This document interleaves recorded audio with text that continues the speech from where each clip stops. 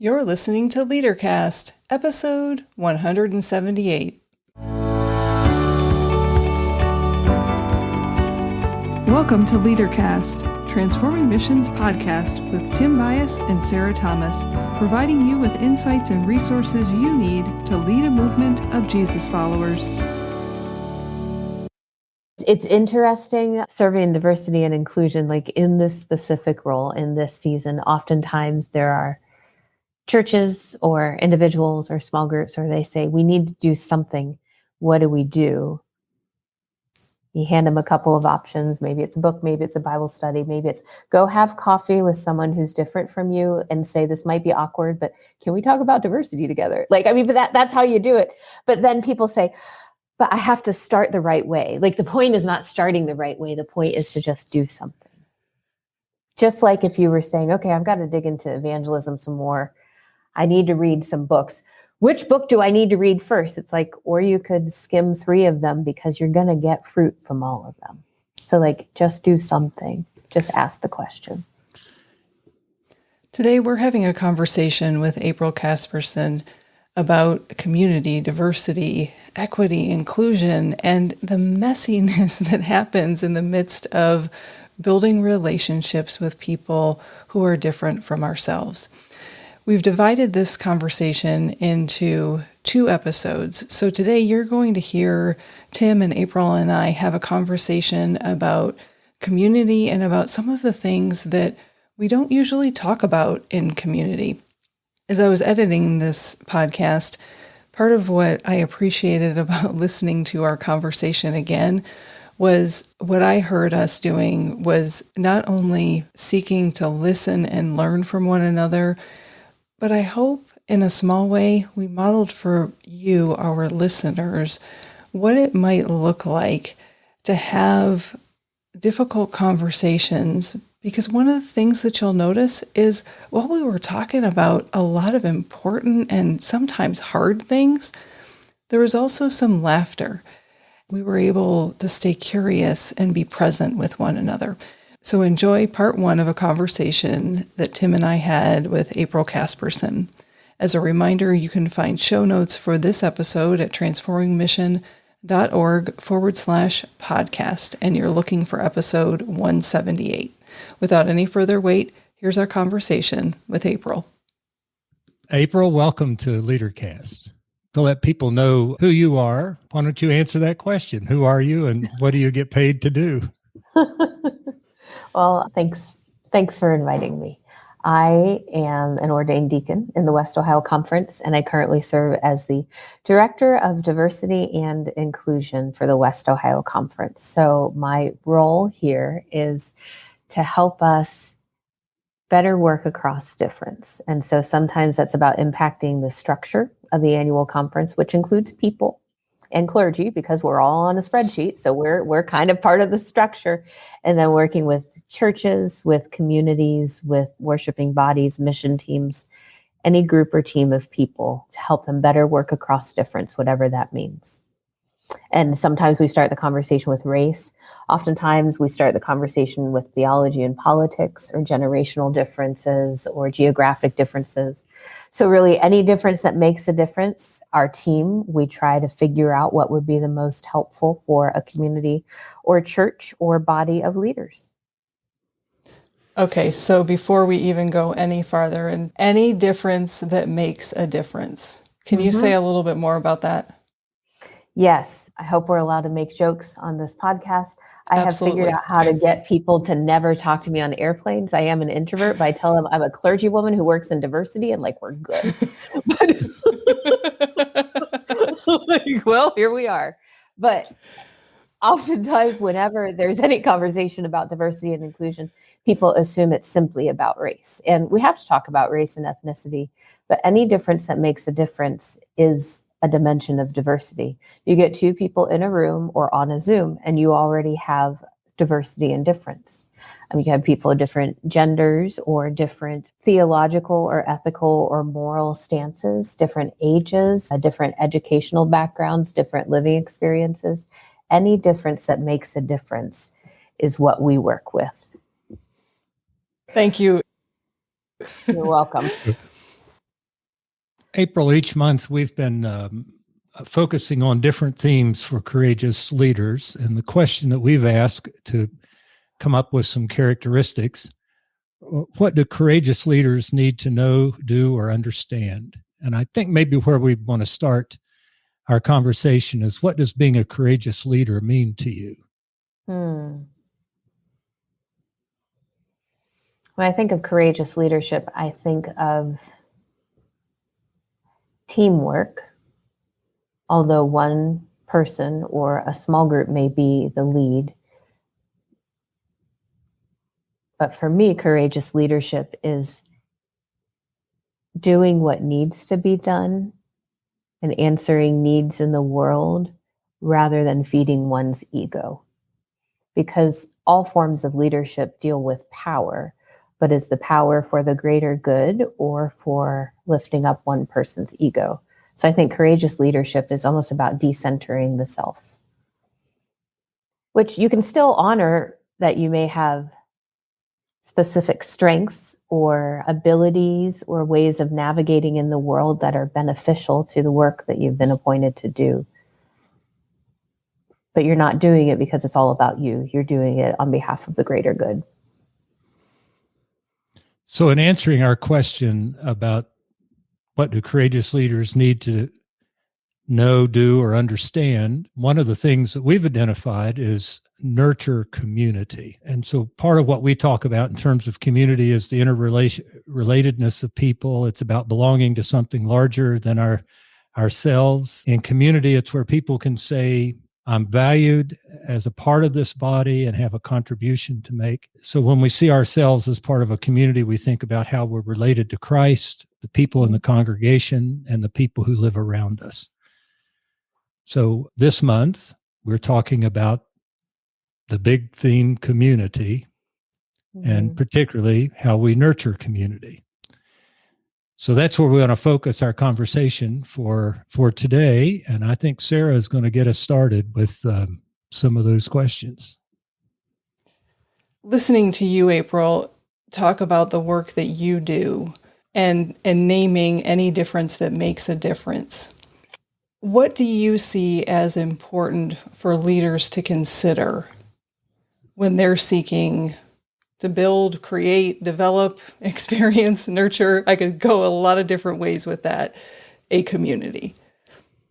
I think being very honest about the group that is in front of them and they are appointed to lead. And I don't simply mean clergy and elders appointed to a church, but I mean, people can be appointed in a lot of different ways. And to consider whether they have a group or a gaggle of people or people who are gathering or who are a club, or if they've moved more toward a team with shared values and or goals and or interests. And so I don't think you can create community very well if you have a group, but if you have a team of some kind, there's openness to community. So you've just made a distinction that before we hit the record button in our time together, I went, oh my goodness. I have made an assumption that people want to be a part of a community, want to be a part of a team. And what you've just named is many times we gather as a group of individuals in a collective place. And at the very same time, have expectations that that is going to be a team or a community. Mm-hmm. And it's not possible. Mm-hmm. So that brings up some challenges for leaders. If you're not seeing what's in front of you, or you have a distorted view of what's in front of you, or unrealistic expectations of what's in front of you, what happens, Tim? Hypothetically speaking, what happens when people don't have clear pictures of where they are serving and leading? I feel like I'm being set up with this question. What I'm thinking is when we talk about community, and especially when we're talking about the church, I think we make an assumption because there is a church that has a name where people gather in a sanctuary that we're automatically a community.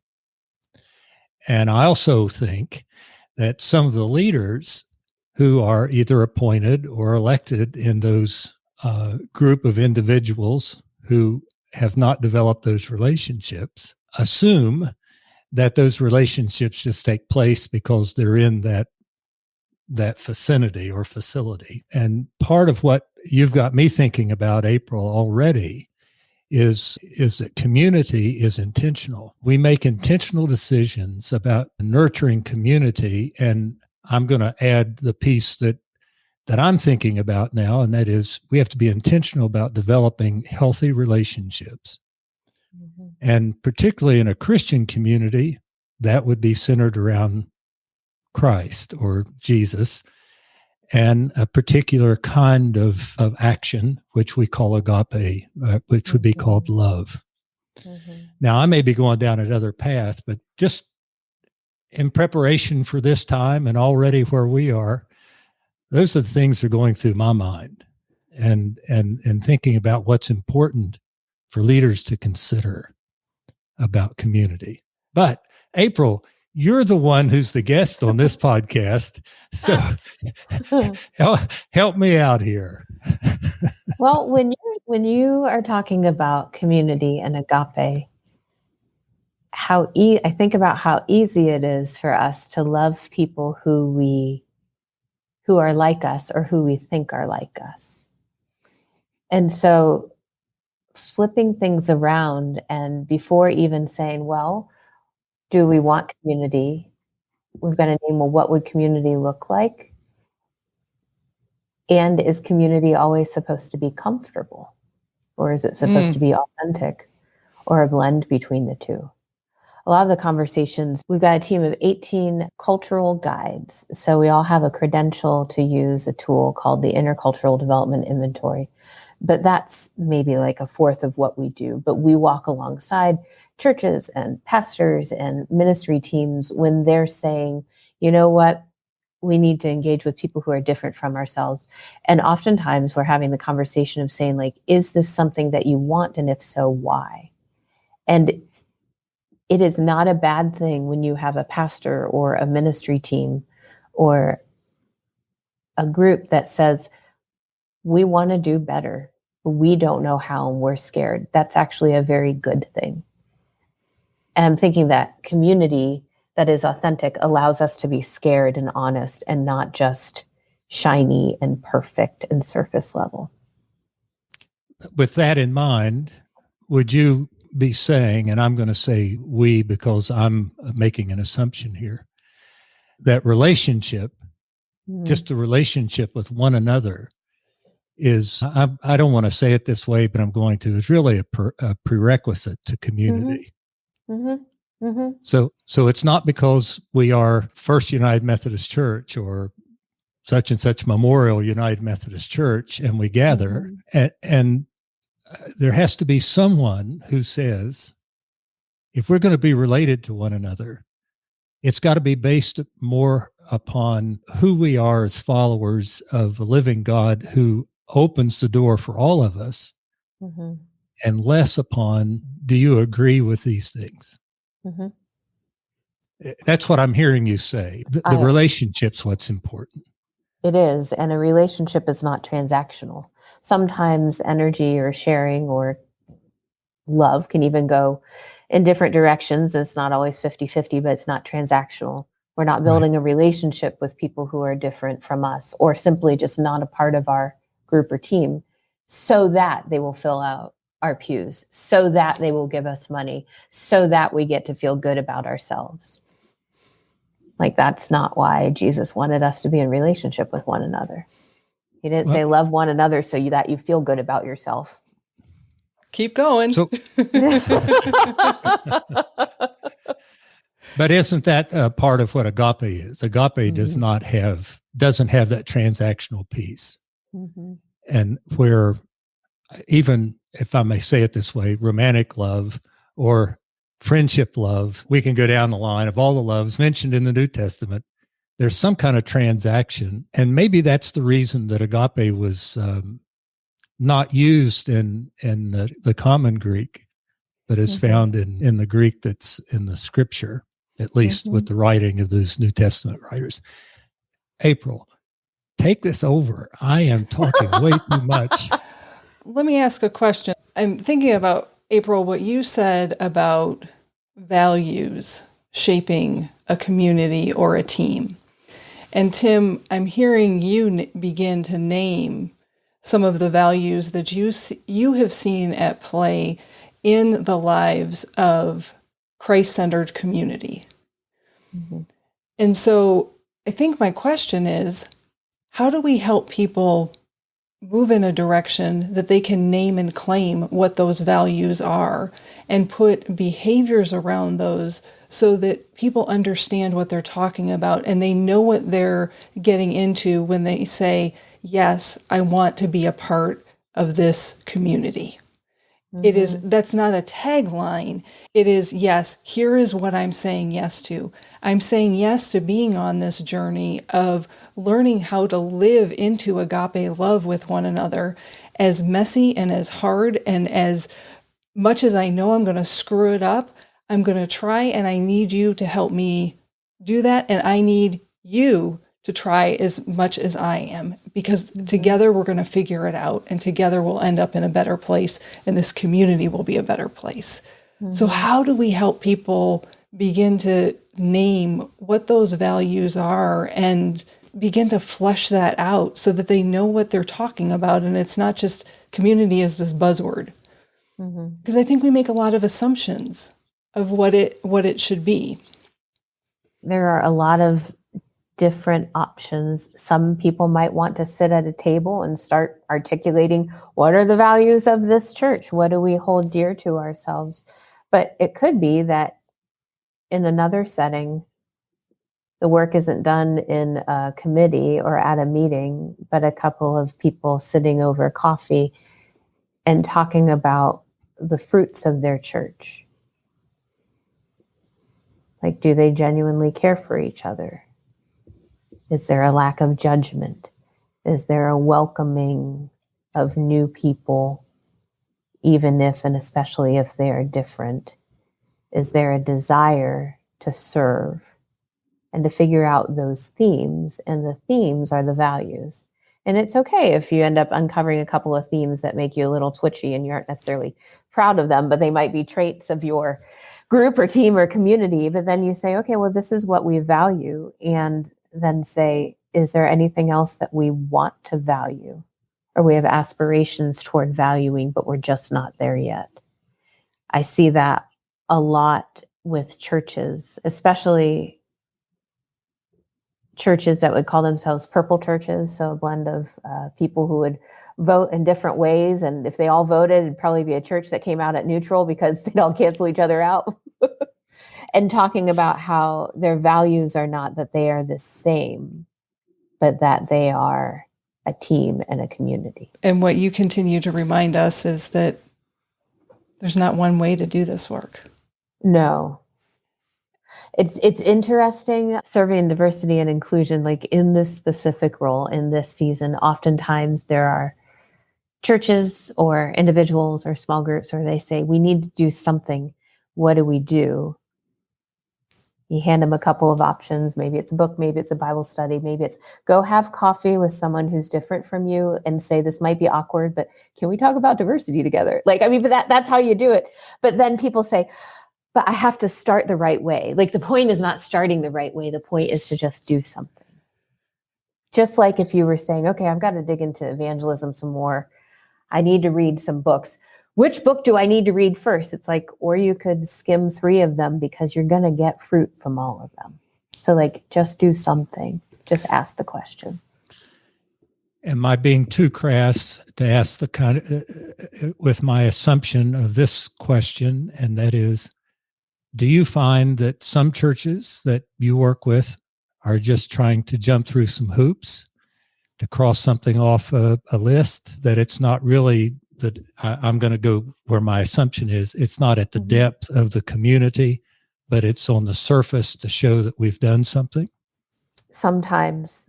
What's interesting is that sometimes churches are invited as a part of a cohort or leaders are invited as a part of a requirement or something built into credentialing or something around laity formation around diversity. But right now, and this is not a bad thing, most of the churches and leaders that engage in anything related to diversity and inclusion in this conference, it's generally by choice or there's openness. But then oftentimes churches and leaders think, okay, diversity, so it's outside of myself, but you can't do a darn thing until you do some self-reflection. Like, I am not fun at parties. It's like, let's self-reflect. But I mean, that's how we have to start. And so it's been interesting working with some of our churches where they really said, we want to do this work. And then after half an hour or an hour on Zoom, the tone changes, and no bad people. And like, there's no bad outcome, but you just kind of have to let them work themselves out as they talk through saying, well, we welcome everyone and we're not racist, or we have all of these women in leadership.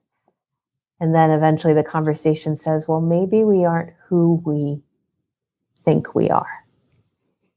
And that is the uncomfortable work. Yeah, but that's and a good that thing. is what builds community. But it's not fun. But it's worth it and worthy. One more thing that's in my mind, and now I'm going to ask you to be my therapist. But I do not have that credential, good sir, but I'll do what I can. Here's the question. I've dealt with a couple of churches recently that continue to say, love the sinner, hate the sin. And what I've begun to say to them is, and this is where I need the direction, is that you can love the sinner, but the sin you hate's within you. Because what I've understood people to say when they say that is that they're still holding people at an arm's distance because they're not willing to love and accept people for who they are, particularly if we think differently, if we look different, if we have different backgrounds. And I know specifically one issue where that usually comes up, but I've just had a conversation in a church where we were talking politics and that came up. So it was about a certain political party being the sinning party. And so you love the sinner, but you hate the sin. And I'm saying you love the sinner and hate the sin within you. When you said self-reflection, that's what came to mind. I did not come up with this language. A couple of years ago, Dr. Sarah Lancaster at Methodist Theological School in Ohio, she posted on Facebook something along the lines of what happens when you hold a belief that says love the sinner, hate the sin. And it doesn't even have to be about a specific topic or theological persuasion or anything specifically. But she said it much more eloquently than I can. But she talked about how the brokenness and the harm when we hold those beliefs is so profound because it is a dismembering of the membership of the body of Christ. And it centers us as the people who think that we have the power to dismember and cast out someone because they are different from us. And that has stuck with me. And the harm that we do with dismembering intentionally. So that's brings what breaks God's heart. I agree with you. And that brings me to another question, which we're about on this podcast. And is, can you hold that kind of thought and be community? I think authentically, no. But it doesn't mean that you have to do X, Y, Z and check off 1, 2, 3 on your clipboard, and then you have achieved building community. Right. I understand. It's a movement and a journey. And simply having openness is the first step. But if there's something that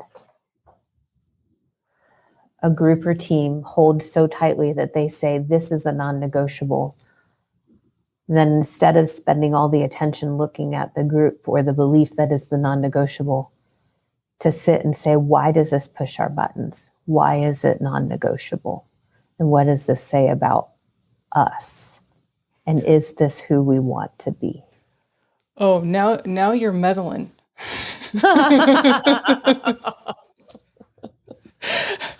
Because Now you're asking people to hold up that mirror.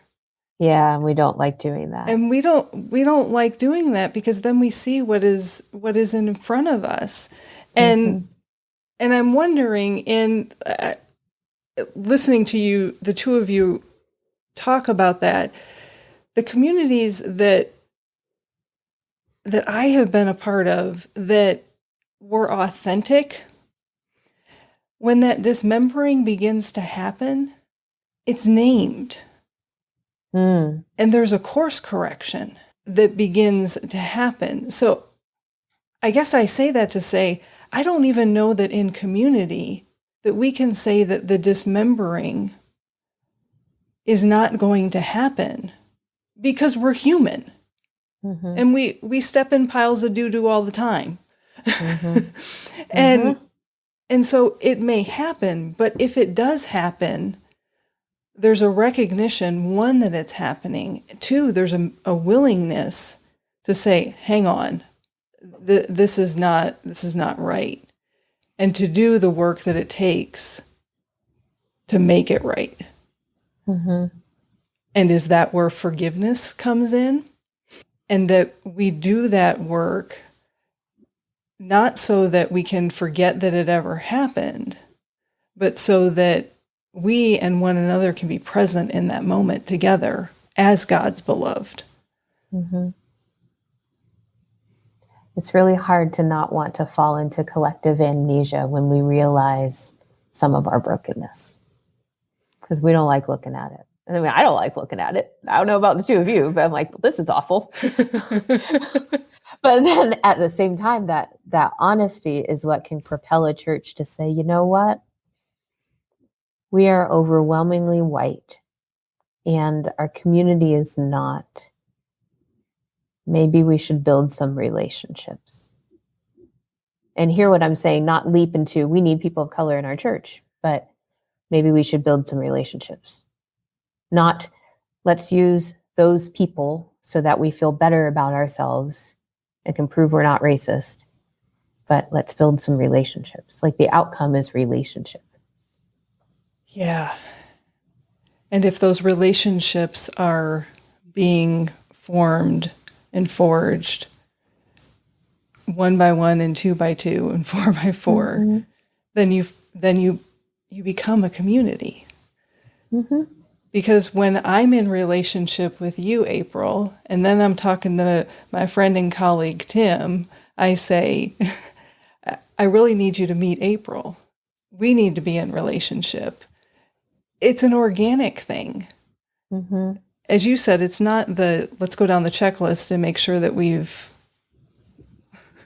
touched all the bases. But when we're investing in one another and paying attention to one another, I think those things naturally, if we are paying attention, they can naturally begin to unfold. And I think if there's a church that's saying, you know what, we are not who we want to be in terms of diversity, and that could be race, it could be about age, it could be about connecting with people who live next door to the church, because everyone who goes to the church used to live next door to the church and now they moved. You can put on the website, we're not there yet, but this is who we're trying to be. Would you like to help us grow together? You can say that about race. You can say that about different kinds of people.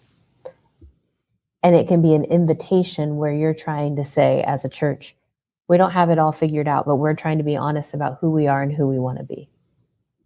So there's your like high level aspirations. And then you dig into, okay, so let's move from symbolic to tactical. Like, we want to love all people. And then it's like, what would it mean if half of our congregation was made up of people of color? Or people who vote the way I don't? I think I would attend that church. I really like that. I know the answer. I know my answer to my question. So it's not a trick question. But I want you to support me. Okay. So here's my question. With what we've just talked about and working on developing community by asking the questions and being authentic, could we say that that's really the work that we are about as the church, and not so much some of the, and I'm saying this in the best sense of the term, institutional things that we deal with, the numbers we count, the money that we have to receive, that really our work is this developing of these relationships. And until it is, we're not really the church that we think we want to be. I would agree. Thank you. I wanted you to agree with me. Now, I think that's part of an issue that we have in the church in general, is that we see even developing relationships within a community as secondary because we have these other things we have to get done. And that's just my perception, being in the position I've been for the last several years. Are those things aspects of a club, or are they aspects of a community? Are you asking April or are you asking me?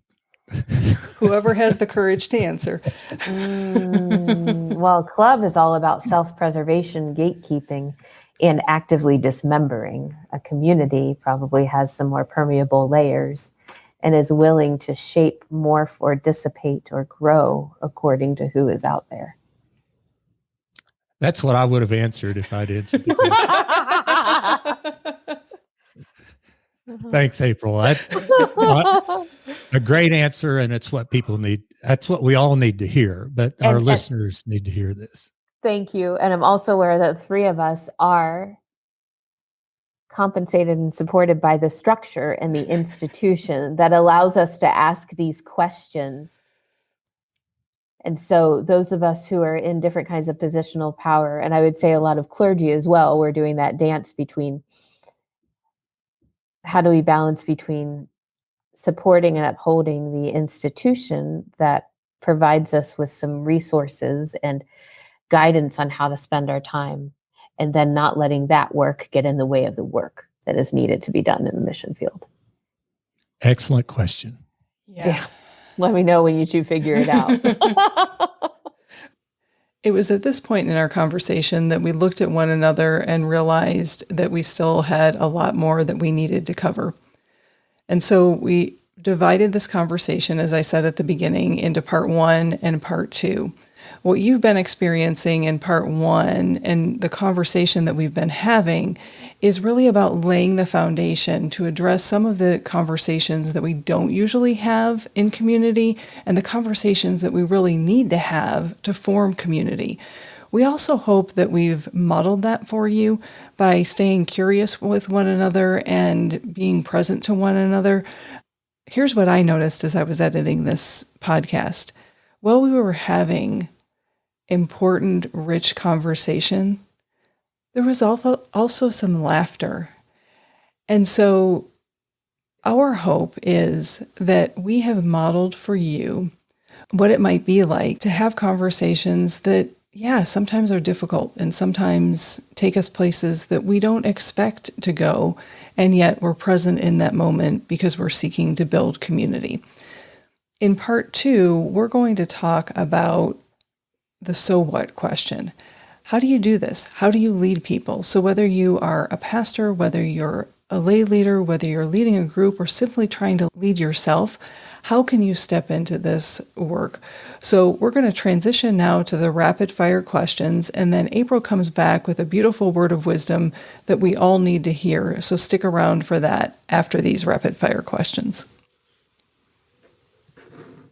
Are you ready for the rapid fire questions? What is one food that is always in your refrigerator? Grapes. Who's the one person you'd want to be on a deserted island? Probably Zach.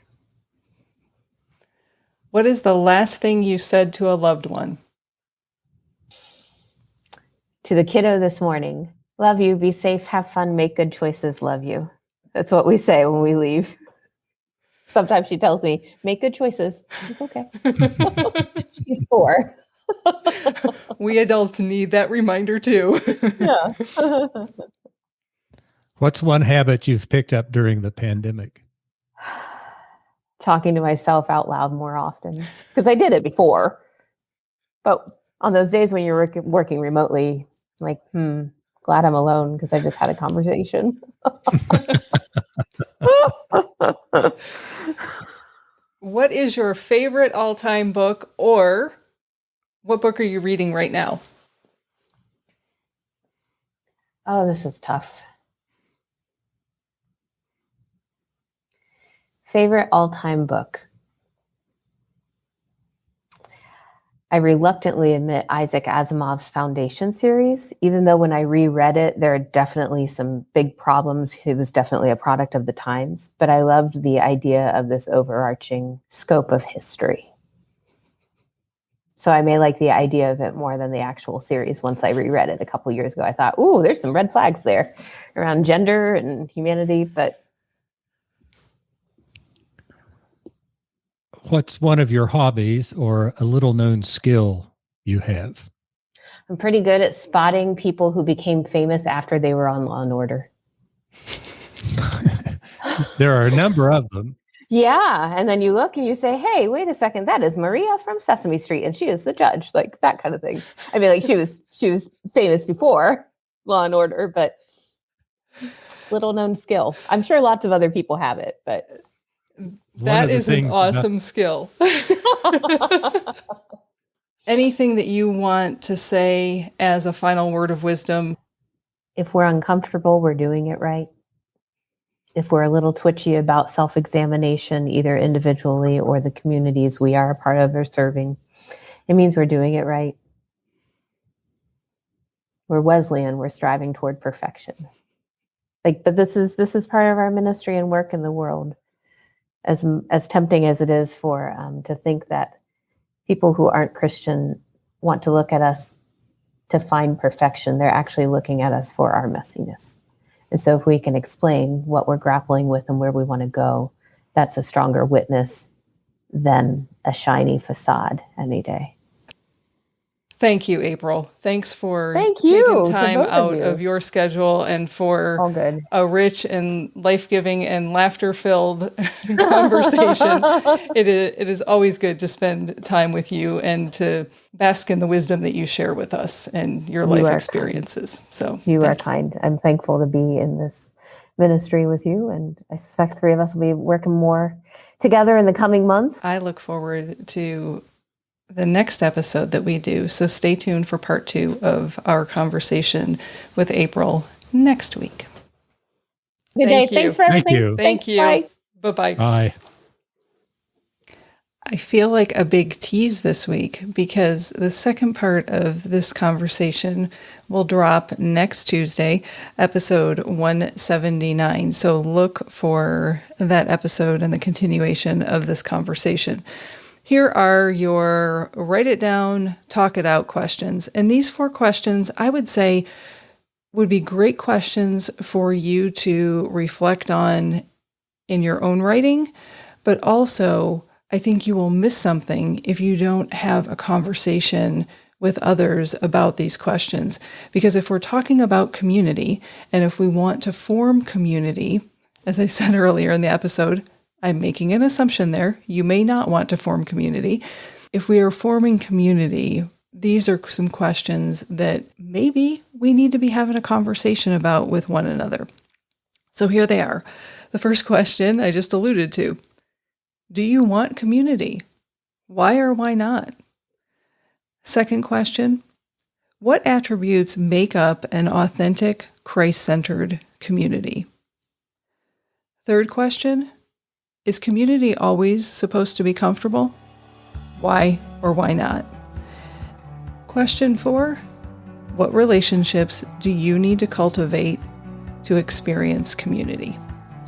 As a reminder, you can find show notes for this episode at transformingmission.org/podcast. You're looking for episode 178, or you can go directly to this episode at transformingmission.org/178. And remember, who you are is how you lead. Bye for now.